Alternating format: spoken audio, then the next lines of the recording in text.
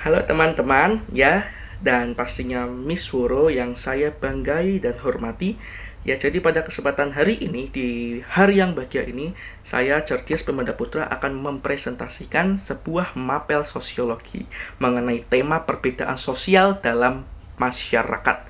Ya, langsung saja saya masuk ke materinya. Oke, pertanyaan pertama, kasus. Saat pandemi COVID-19, pemerintah menerapkan yang namanya sistem pembelajaran jarak jauh online. Di sebuah kota besar, siswa dari keluarga ekonomi atas dapat mengikuti yang namanya kelas dengan lancar menggunakan laptop dan wifi cepat. Sebaliknya, siswa dari keluarga miskin di pinggiran kota kesulitan belajar karena keterbatasan kuota, perangkat, dan sinyal. Akibatnya, terjadi kesenjangan nilai akademik yang signifikan antar keduanya. Pertanyaannya, analisislah fenomena di atas menggunakan konsep stratifikasi sosial. Bagaimana perbedaan kelas ekonomi mempengaruhi akses terhadap sumber daya sosial, pendidikan, dan apa dampak jangka panjangnya terhadap struktur masyarakat. Oke, langsung saja saya bahas ya. Jadi fenomena tersebut dapat dianalisis dengan konsep stratifikasi sosial, yaitu pelapisan masyarakat berdasarkan status seperti ekonomi, pendidikan, dan kekuasaan. Ya, juga analisalah perbedaan kelas ekonomi membuat akses terhadap sumber daya pendidikan menjadi tidak sama. Siswa dari keluarga kaya memiliki laptop, wifi cepat, yaitu dan lingkungan belajar yang sangat suportif. Ya, sehingga bisa mengikuti pembelajaran online dengan baik. Sebaliknya, siswa dari keluarga yang miskin kurang mampu mengalami keterbatasan perangkat, kuota internet, dan sinyal, ya, atau bahasa Inggris signal, sehingga proses belajar mereka itu terganggu. Ya, jadi dampak jangka panjangnya ini terjadi kesenjangan prestasi akademik antara siswa kaya dan miskin. Kedua, kesempatan ya melanjutkan pendidikan atau mendapatkan pekerjaan yang baik itu menjadi tidak merata ya. Tiga, adanya stratifikasi sosial dapat terus berlanjut karena kelompok kaya tidak memiliki kelompok kaya itu tetap memiliki peluang lebih besar dibanding yang kelompok miskin, ya, maksudnya begitu. Jadi kesimpulannya, perbedaan kelas ekonomi itu dalam stratifikasi sosial itu menyebabkan ketimpangan akses pendidikan, ya, akses pendidikan yang dimana itu dalam jangka panjang dapat memperkuat kesenjangan sosial dalam kehidupan masyarakat. Jadi ketimpangan ini terjadi dan yang kaya bisa mendapatkannya, yang miskin sulit untuk mendapatkannya. Intinya begitu saja.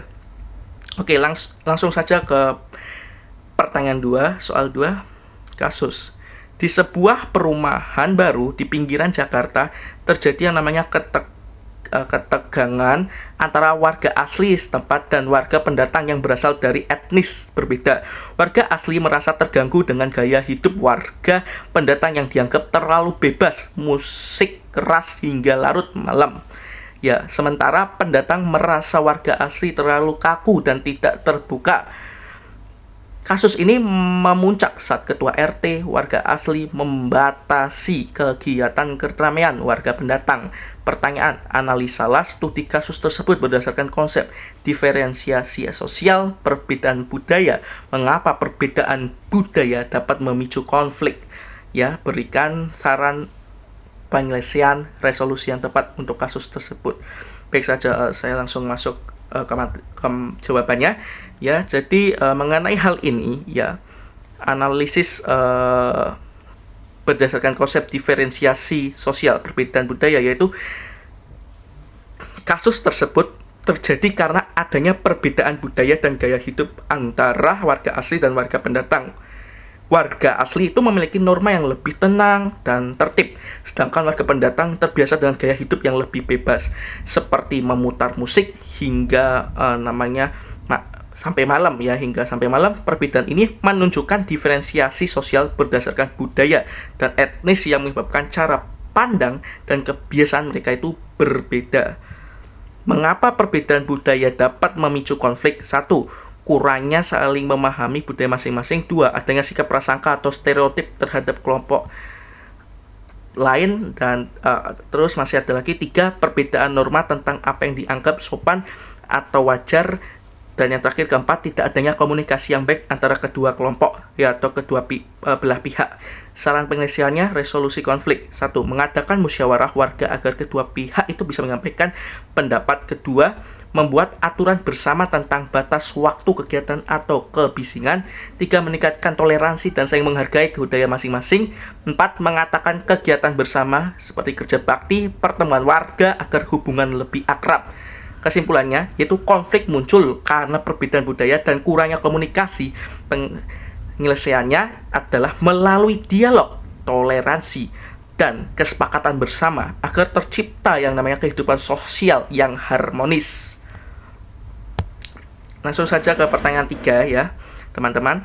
Jadi kasus sebuah perusahaan manufaktur pakaian mengalami yang namanya penurunan keuntungan.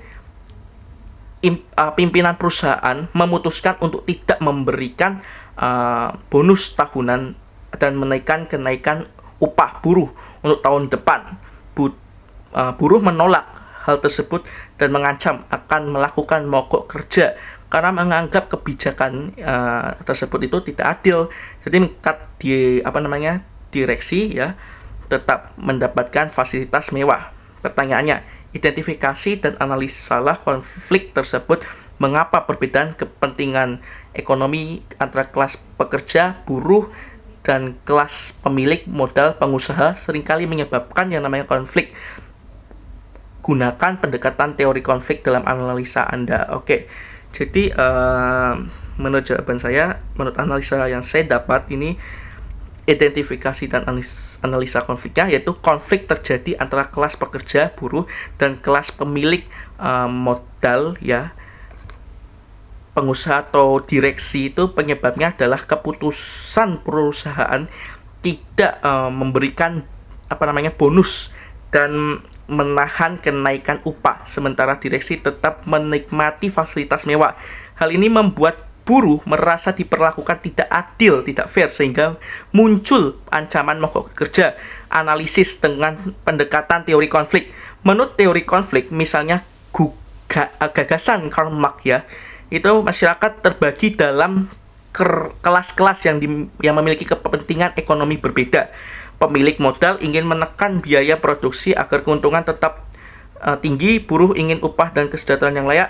Perbedaan kepentingan ini sering menimbulkan konflik karena kedua pihak berusaha mempertahankan dan atau meningkatkan kepentingan ekonominya masing-masing. Jadi kesimpulannya, konflik itu muncul ya karena ketidakadilan ya dalam pembagian keuntungan dan perbedaan kepentingan ekonomi antara buruh dan pengusaha, sehingga memicu tumbuhan tuntutan dan aksi protes dari pihak pekerja tersebut. Ya, langsung saja ke pertanyaan 4.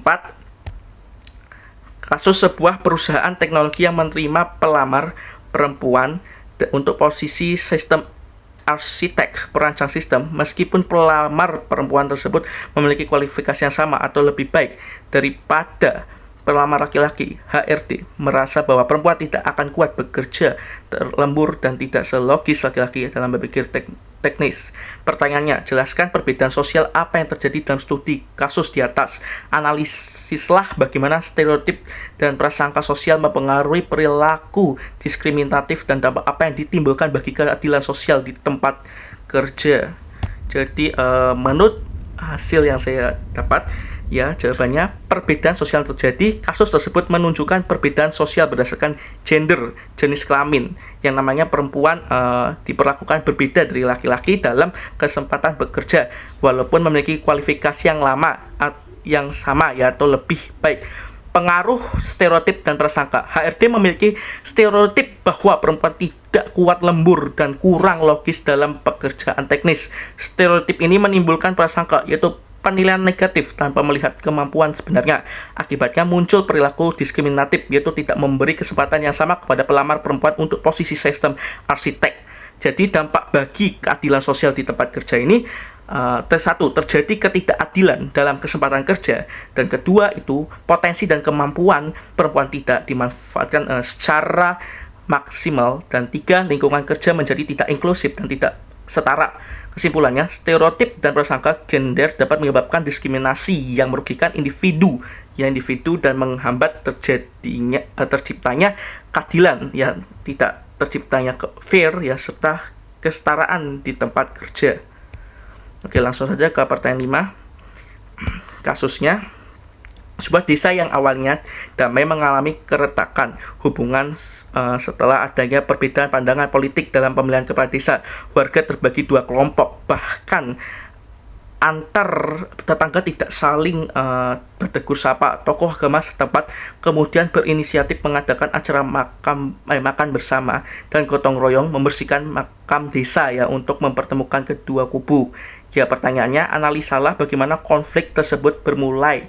Evaluasi upaya yang dilakukan oleh tokoh agama tersebut berdasarkan konsep integrasi sosial. Apakah tindakan tersebut efektif untuk menyatukan yang namanya perbedaan, dan apa faktor kunci keberhasilan dalam menciptakan kembali harmoni. Jadi menurut pandangan saya yaitu analisa dari awal konfliknya. Konflik bermula dari perbedaan pandangan politik saat pemilihan kepala desa. Perbedaan pilihan berkembang menjadi emosi, fanatisme, dan polarisasi sehingga hubungan sosial tetangga itu renggang, tidak ikut rusak. Terus evaluasi upaya tokoh agama mengadakan makan bersama dan gotong royong adalah langkah positif karena satu, mempertemukan kedua kelompok dalam suasana non-politik. Dua, membangun kembali komunikasi dan kebersamaan. Tiga, mengurangi ketegangan secara pertahanan. Efektivitas berdasarkan konsep integrasi sosialnya yaitu tindakan tersebut efektif karena mendorong integrasi sosial melalui interaksi langsung yang dimana kerjasama dan nilai kebersamaan gotong royong itu terjadi.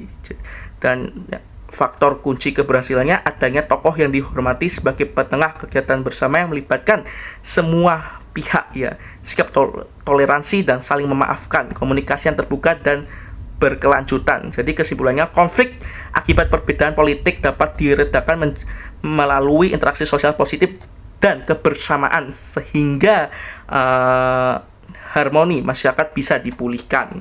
Jadi itu saja mengenai masalah di dalam masyarakat dan kita berharap semua dari peraturan-peraturan tersebut bisa memberikan yang terbaik, yang tadinya tidak adil menjadi adil, yang tadinya terpecah belah menjadi bersatu. We can make it from trouble can become fix it become nice Jadi kita bisa membenari itu semuanya, membetulkan semuanya itu, dan kita berharap bisa menjadi bersatu. Itu saja, and hopefully semoga kalian menyukai apa yang saya sampaikan kepada kalian. Oke, sekian dari presentasi saya. Terima kasih.